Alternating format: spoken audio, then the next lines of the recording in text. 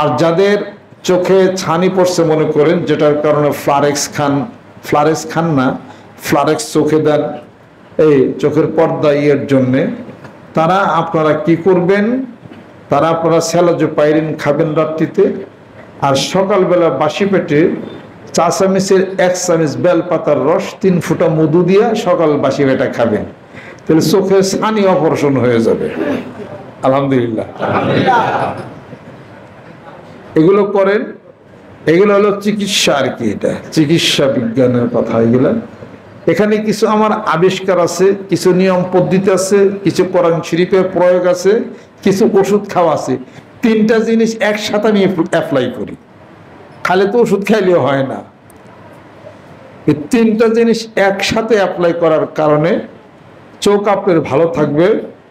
আর রাত্রি তো অবশ্যই আপনারা ভাত খাবেন না, স্মৃতিশক্তি নষ্ট হয়ে যাবে। কথা খেয়াল করছেন?